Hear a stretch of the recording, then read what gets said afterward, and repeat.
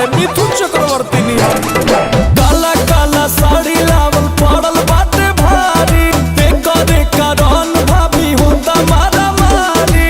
बात देवर पाइल बा भाभी बोले के पड़ी। वो खानदान उजाड़ देव हम केहू हमरे देवर के हाथ से लगा के देखा। पियवा मिलल कोरिया देवरवा बाटे गोरे ओही देवरे पा, दिलवा डोले थोड़े थोड़े ओही देवरे पा।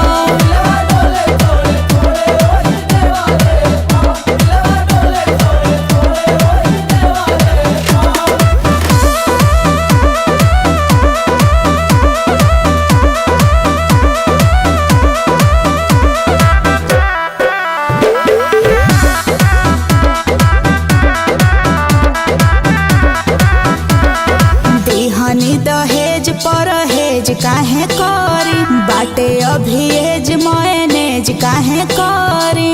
काजू खैबू भौजी खिया दे बनले ड्राइवर संभारा है ना सवारी, होके मोछा मुंडा करा तारे रंगा तारी। देखो तारे ना भौजी ढेर लंगदार होइल बड़ा ना कहा कि ढेर लंगदार होइल बनी। ज्यादा गर्मी चघल बा कहिया कि ढेर गर्मी चघल बा। ओ माय गॉड भौजी देवरा बोले मिसरी बोलमुआ के कठोरे ओही देवरे पा, मनवा डोले थोड़े थोड़े ओही देवरे पा।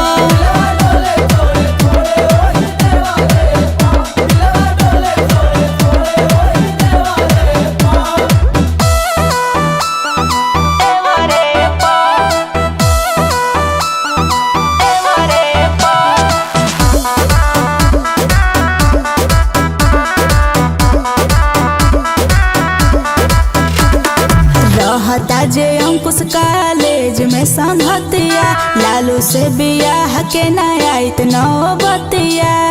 इनकरा से तो बियाह न करती, भाग जेदी तोहरे संगे। होके जब दुख भौजी सहले नु जाला, मीठा मीठा फल सुना पिलुए नु खाला। पिलुआ कहत रे मारम नु। देखो तारू नु भौजी आपके का समझलो हैं? हीरो कि शेर का हवो? सवा शेर हवो। भौजी तेहू तो बेलने बाड़े। मार मार के मुस्की ककरता के हमरे ओरे ओही देवरे पा, दिलवा डोले थोड़े थोड़े ओही देवरे पा।